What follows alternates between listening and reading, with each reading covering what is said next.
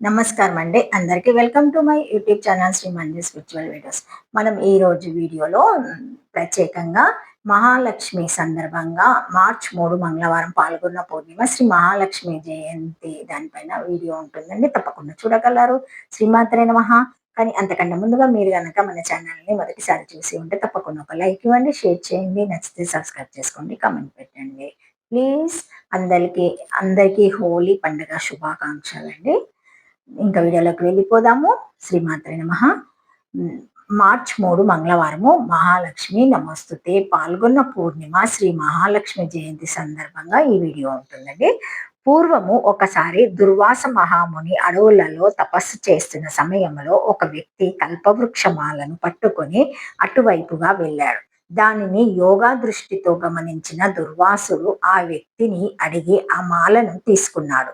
తర్వాత కొంతకాలానికి దుర్వాసుడు ఒకసారి స్వర్గలోకానికి వెళ్ళాడు. కల్పవృక్షమాలను దుర్వాసుడు ఇంద్రుడికి బహుమానంగా ఇచ్చాడు. దానిని తీసుకొని దేవేంద్రుడు ఆ మాలను నిర్లక్ష్యంగా ఐరావతం మెడలో వేశాడు.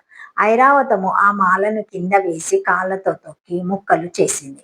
ఇదంతా చూసిన దుర్వాసుడు కోపోద్రికుడై మీ ఐరాజ్యము నుంచి లక్ష్మి వెళ్ళిపోవుగాక అని శపించాడు. శాపం వల్ల స్వర్గలోకం యొక్క ఐశ్వర్యం నశించింది. రాక్షసులు దండయాత్రలు చేసి స్వర్గాన్ని స్వాధీనం చేసుకున్నారు. దీనితో ఇంద్రుడు బ్రహ్మదేవుడి వద్దకు వెళ్ళి జరిగిందంతా వివరించాడు. బ్రహ్మదేవుడు వారందరినీ వెంటబెట్టుకొని శ్రీ మహావిష్ణువు వద్దకు వెళ్ళి జరిగిందంతా వివరించి రాక్షసుల నుంచి స్వర్గాన్ని తిరిగి పొందే మార్గాన్ని చెప్పమని కోరాడు. అందుకు క్షీరసాగరాన్ని మదించమని, అందులో నుంచి జన్మించే అమృతమును స్వీకరించి దేవతలు రాక్షసులను ఓడించవచ్చు అని శ్రీ మహావిష్ణువు సలహా ఇచ్చాడు. క్షీరసాగర మదనము దేవతలకు ఒక్కరికే సాధ్యం కాదు కనుక రాక్షసుల సహాయం తీసుకొని అందుకు సిద్ధమయ్యారు. క్షీరసాగరాన్ని మదించేందుకు భూమధ్యలో ఉన్న మందర పర్వతాన్ని కవ్వంగా, దానికి తాడుగా వాసుకి సర్పాన్ని సిద్ధం చేసుకున్నారు. మందర పర్వతాన్ని క్షీరసాగరంలోనికి దించగానే అది పట్టు తప్పి పడిపోయింది. దీనితో శ్రీ మహావిష్ణువు కుర్మా రూపాన్ని ధరించి తన మోపుతో ఆ పర్వతాన్ని ఎత్తుగా దేవతలు రాక్షసులు కలిసి క్షీరసాగరాన్ని మదించడం ప్రారంభించారు. మదిస్తున్న సమయంలో ముందుగా హాలాహలం జన్మించింది. శివుడు దానిని సేవించి కంఠంలో ధరించి గారాల కంఠుడు అయ్యాడు. అనంతరము సురభి అనే గోవు జనించగా మహర్షులు దానిని స్వీకరించారు. తర్వాత ఉచ్చైశ్రవం అనే తెల్లని అశ్వము జన్మించగా దానిని బలిచక్రవర్తి స్వీకరించాడు. అనంతరము కల్పవృక్షము కామధేనువులు జనించగా ఇంద్రుడు స్వీకరించాడు. తర్వాత చంద్రుడు జన్మించాడు. అనంతరము కొంతసేపటికి క్షీరాబ్ది నుంచి శ్రీ మహాలక్ష్మి ఆవిర్భవించింది. సౌందర్యంతో ఉన్న ఆమెను చూసి అందరూ ఆశ్చర్యచకితులు అయ్యారు. ఆమెను మణిమయ పీఠంపై ఆసీనురాలిని చేశారు. ఏనుగులు తొండములనెత్తి కళాశాలలో అభిషేకం చేశాయి. సముద్రుడు పట్టు వస్త్రాలను సమర్పించాడు.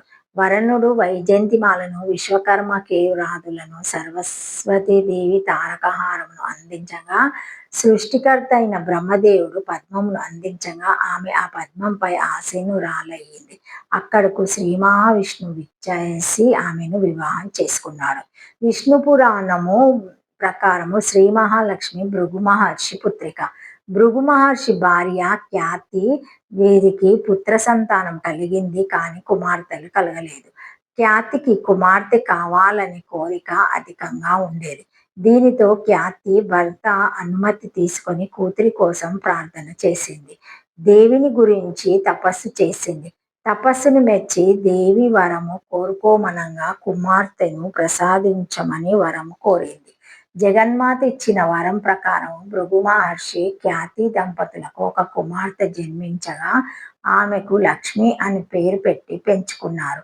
ఆమె విష్ణువు తన భర్త కావాలని కోరి తపస్సు చేసింది. విష్ణువు ఆ తపస్సుకు మెచ్చి లక్ష్మీదేవికి ప్రత్యక్షమై వరం కోరుకోమని చెప్పగా విష్ణువు తన భర్త కావాలని కోరింది. ఈ విధంగా లక్ష్మీదేవి శ్రీ మహావిష్ణువు భార్య అయి సంపదలకు ఆదిదేవతగా అయినట్లు విష్ణు పురాణము వెల్లడిస్తున్నది. అటువంటి లక్ష్మీదేవి సంపదకు, ఐశ్వర్యానికి, ధనానికి ప్రతీక.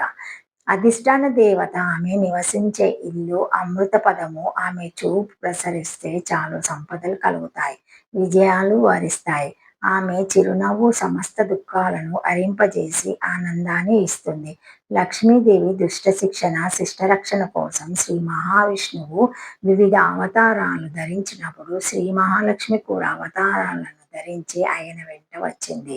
లక్ష్మి అనే పదానికి ఋగ్వేదం అనగా అర్థాలను పేర్కొంది. లక్ష్మి అంటే సంపద, ప్రయోజనము, క్షేమము, యోగము, లాభము మొదలైన అర్థాలు ఉన్నాయి. లక్ష్మీదేవి నివాస స్థానాలు 5గా చెప్పబడ్డాయి.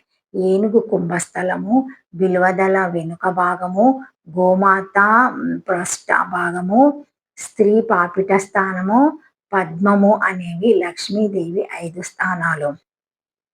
వీటిని పూజించడం, గౌరవించడం వల్ల లక్ష్మీ కటాక్షం కలుగుతుంది. అమ్మవారు సంపదకు చిహ్నం గనక ధనాన్ని లక్ష్మి అని అంటాం. ధనమే కాదు, విద్య, సంతానం, విజయం వంటివన్నీ లక్ష్మీ స్వరూపాలే.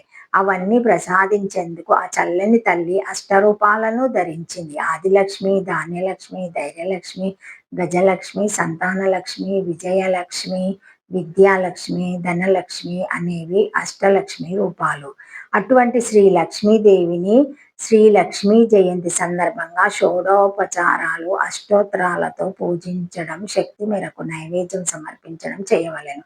అలాగే కనకదార స్తోత్రము, దేవేంద్రుడు చెప్పిన లక్ష్మీ స్తోత్రాలను ఈనాడు పారాయణం చేయడం మంచిది. ఈ విధంగా లక్ష్మీ జయంతి నాడు లక్ష్మీదేవిని ఆరాధించడం వల్ల సకల దరిద్రాలు నశించి సకల సంపదలు, అష్టైశ్వర్యాలు కలుగుతాయి. శ్వేదంబరే ధరే దేవి నానా అలంకార భూషితే జగత్స్థితే జగన్మాత మహాలక్ష్మి నమోస్తుతే. శ్రీమాత్రే నమః. శ్రీ లక్ష్మీదేవి నమో నమః. శ్రీమాత్రే నమః. Thank you for watching my video. Please like, share, comment, subscribe to my channel. మరిన్ని వీడియోస్తో మళ్ళీ కలుస్తానండి. ఈ వీడియో కనుక మొదటిసారి ఎవరైనా చూసి ఉంటే తప్పకుండా ఒక లైక్ ఇవ్వండి, షేర్ చేయండి, నచ్చితే సబ్స్క్రైబ్ చేసుకోండి, కామెంట్ పెట్టండి. ప్లీజ్ హైప్ కూడా చేయండి, అన్నీ చేయండి. Thank you. శ్రీమాత్రే నమః. ఓం నమ శివాయ.